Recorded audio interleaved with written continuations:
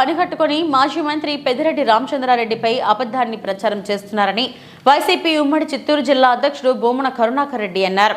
గురువారం ఓ వీడియో విడుదల చేశారు. రామచంద్రారెడ్డి ఏ రకంగా అటవీ భూములను ఆక్రమించకపోయినప్పటికీ ఉద్దేశపూర్వకంగా ఇలా చేస్తున్నారని అన్నారు. వైసీపీపై తమ నాయకుడిపై తనపై తప్పుడు కథనాలు ప్రచారం చేస్తున్నారని ఆరోపించారు.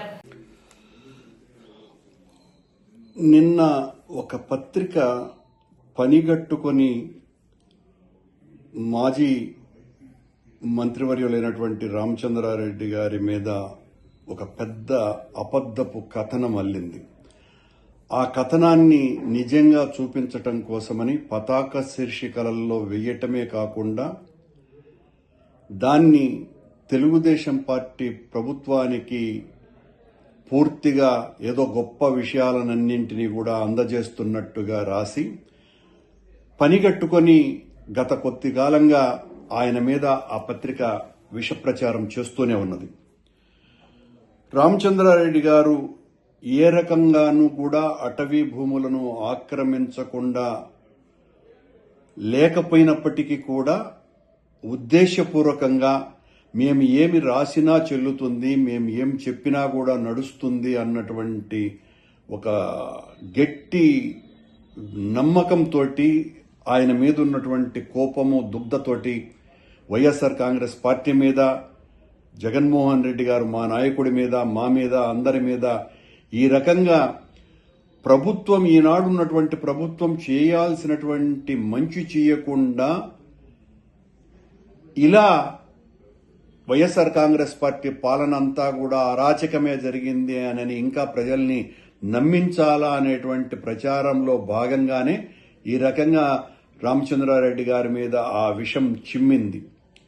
రామచంద్రారెడ్డి బేసిక్గానే ఆయన ఈ రకమైనటువంటి అరాచకాలకి, ఆక్రమణలకు పూర్తి వ్యతిరేకమైనటువంటి వ్యక్తి. వైఎస్ఆర్ కాంగ్రెస్ పార్టీలో ఒక ప్రధానమైనటువంటి భూమికను పోషిస్తున్నటువంటి వ్యక్తి. రామచంద్రారెడ్డి గారిని దెబ్బతీస్తే వైఎస్ఆర్ కాంగ్రెస్ పార్టీని మరింత దెబ్బతీయొచ్చును అనేటువంటి ఆలోచనతోనే ఈ రకమైనటువంటి కుట్రలు కూటమి ప్రభుత్వం చేస్తున్నది. ఒకవైపు కూటమి ప్రభుత్వము, మరోవైపున వీళ్లను మోసేటువంటి ఈ ప్రచార ప్రసార మాధ్యమాలు పనిగట్టుకొని ఈ రకంగా మా పార్టీ నాయకులందరి మీద ఈ విషవాయువులు చిమ్ముతూ మీరు చేయాల్సినటువంటి ప్రజలకు ఇచ్చినటువంటి వాగ్దానాలను నెరవేర్చకుండా మా మీద విషం చిమ్మి బ్రతకాలని చూస్తే ప్రజలు ఏమాత్రం కూడా హర్షించరు. రామచంద్రారెడ్డి గారు ఆ కడిగిన ముత్యంలాగా మీరు ఏ రకమైనటువంటి విచారణ చేసుకున్నా కూడా ఆయన బయటికి వస్తాడు. నిన్న ఆయన ఛాలెంజ్ కూడా చేసినారు. నేను ఏ తప్పు చేయలేదని దానికి పూర్తి వివరణ కూడా ఇవ్వటం జరిగింది.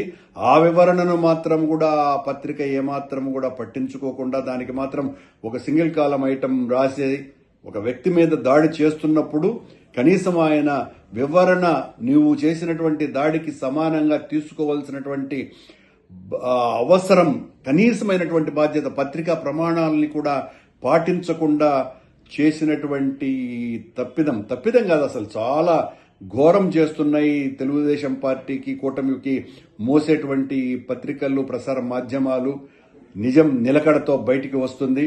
రామచంద్రారెడ్డి గారు నిష్కల్మషంగా ఈ సంఘటన నుంచి, ఈ ఆరోపణల నుంచి బయటికి వస్తారు. తెలుగుదేశం పార్టీ మీద, కూటమి మీద మా పోరాటం ఎట్టి పరిస్థితుల్లోనూ ఆగకుండా చేస్తూనే ఉంటాం. మీ ప్రభుత్వం చేసినటువంటి వాగ్దానాలను నెరవేర్చకుండా ఈ రకమైనటువంటి ఆరోపణలతోనే మా మీద కాలయాపన చేయటానికే చూస్తున్నది అన్నది స్పష్టంగా అర్థమైపోతున్నది.